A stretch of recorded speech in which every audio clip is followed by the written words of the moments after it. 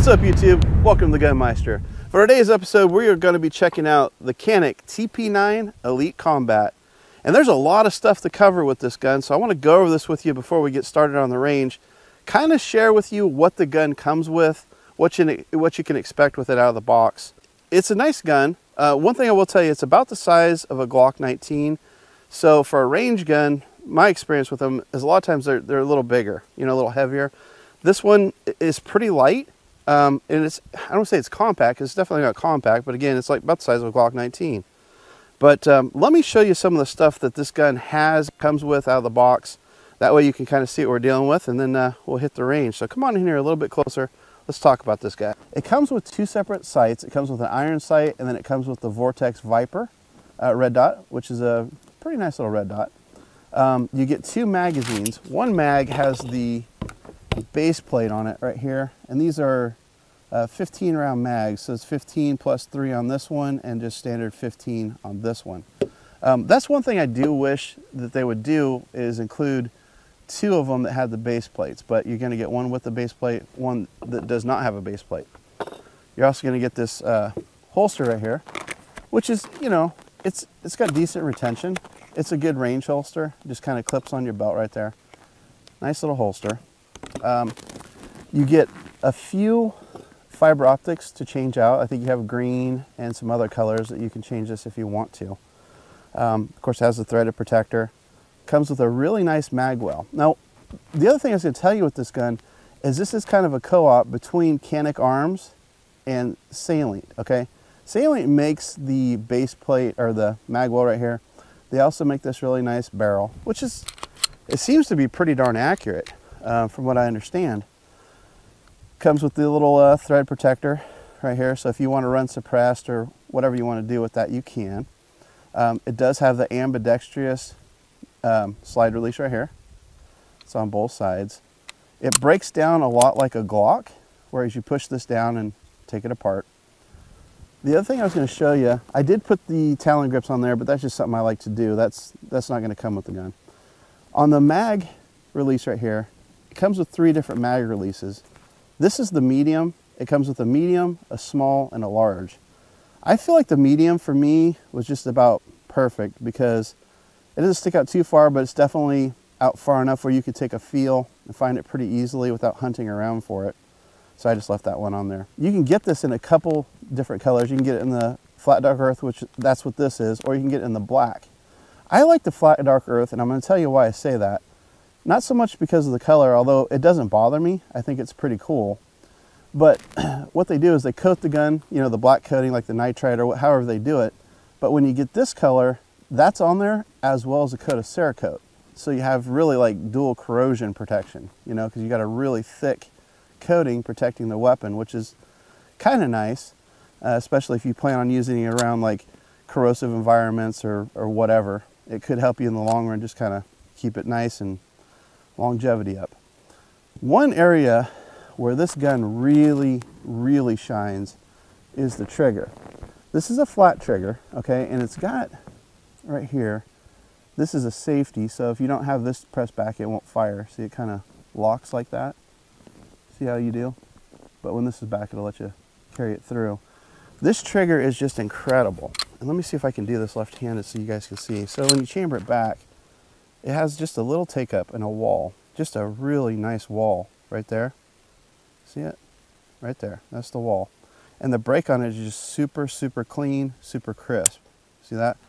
And let me show you the reset on this. It's really fantastic. Reset, bang. So you reset right on the wall, and then it's right there. So there you go, guys. That's kind of the ins and outs of this gun and what you can expect to get out of the box. I mean, when you get this out of the box from Canik, it's pretty well good to go. I mean, it's ready to have some fun on the range, and so am I. Come on, let's go see what it does.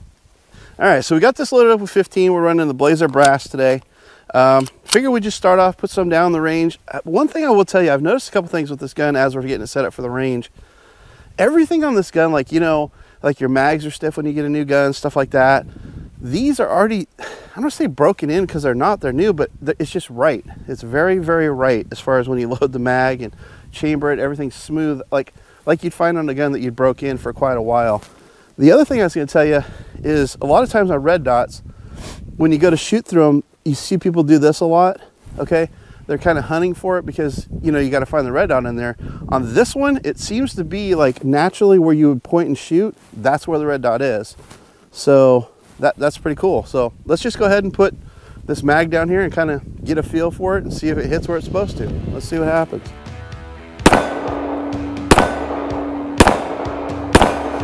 Ooh, yeah, that point and shoot is really nice. I mean, it is right where you put it, man.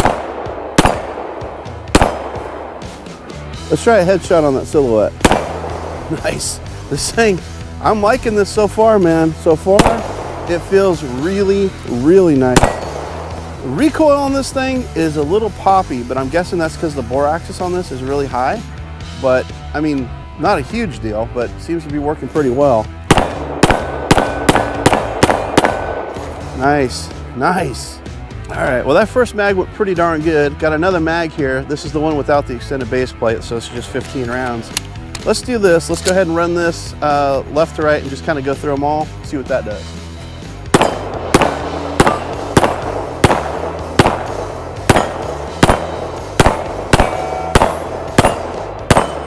Ooh, yeah. Fast gun, fast. Nice, nice, nice, nice gun. Man, I'm telling you what. It feels good. It feels really, really nice. And even without that extended base plate, you still have a good grip on it. You know, I like the base plate because it gives you a little something on the bottom to write on. Let me show you what I'm talking about. So you put this in here like this, you have a little something for this hand, you know, to kind of rest on. That's just something I like to do. But even without it, I mean, you're still hitting good. Nowadays, more and more people are carrying their defensive weapon with an RMR and stuff like that. This gun, I mean, yeah, you could do that. This is a gun I literally think is big enough that you could shoot all the time at the range. It's very comfortable with it. It's also small enough where you can conceal carry it or just carry it on the daily. I mean, we're talking about Glock 19 size. So let's go ahead and just put 10 rounds on this paper target and see how we do.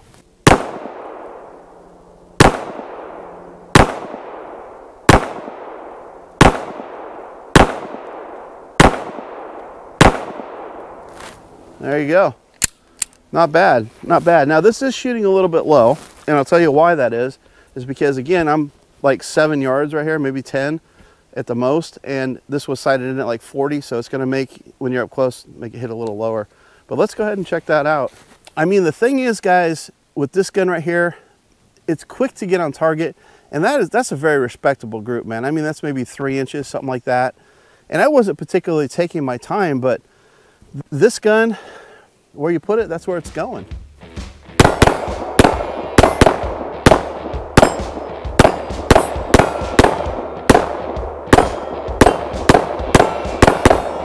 Woo, yeah, dude. This thing is great. I did pull a couple of those because you can, you know, when you use a red dot, if you get in a hurry and you're not patient waiting for the dot and you kind of anticipate it's going to get there, and you shoot it before it gets there, it turns out your bullet doesn't actually get there. You know what I'm saying? You know what I'm getting at? I don't think you know. It's all good. Let's try a couple more.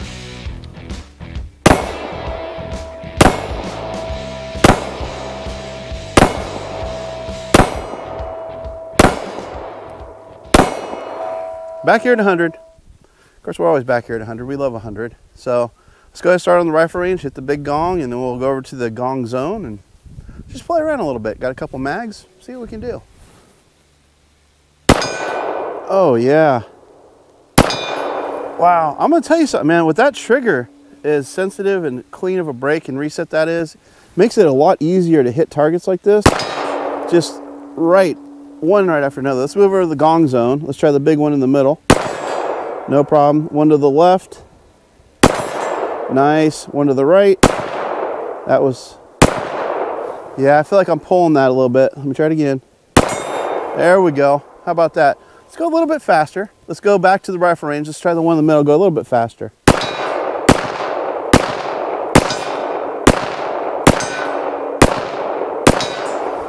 Woo. Okay, we're hitting them. All right, so the reticle on the RMR is kind of hit and miss right now.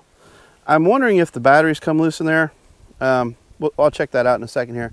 Let's go ahead and head over to the gong zone, kind of finish this out. Still on target. See, we lost our reticle again. Yeah. I'm pretty sure that's what it is, because if you smack it around a little bit, it comes back on. So, they got no reticle right now. Got nothing. Nothing at all. So, in a sense, I guess there's a plus side to this, if you will. And that brings up a good point that I hadn't even thought of until this very moment. But this RMR, at this point, I'm thinking the batteries just come loose. We'll check that out in a sec. I cannot co-witness, okay? So in other words, this side up front, I can't see it through the RMR because it's too low. And even if I could, there's nothing really on here to line it up with. So if I shoot this where I can see this front sight, it's gonna put me high. I've got no red dot in the RMR right now. So I'm just gonna line this up on the front sight and kind of center it up, see what this does. Yeah, see?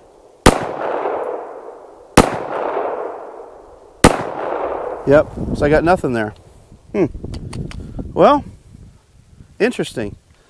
I'm gonna have to go see what's going on with that. And as soon as we get this rectified, it'll be time for the FSU. Come on.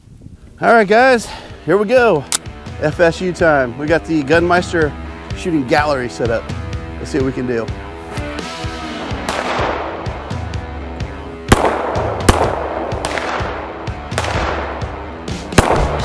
Whoa.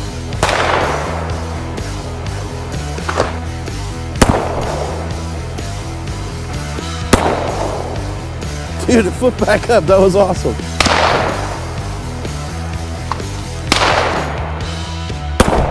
All right. Now we're cooking, huh? Things are getting dicey out there. Wait a minute. There's a 2-liter. There it goes. That's that one. And that's that one. Woo! Not too bad. Not too bad. Nice. Nice FSU. Nice gun. A lot of fun. That's my kind of shooting gallery. All right, guys, that's going to do it for this episode of GUNMEISTER. I hope you enjoyed it. If you did, make sure to like, share, and subscribe. And as always, happy shooting. We'll see you guys next time on the GUNMEISTER.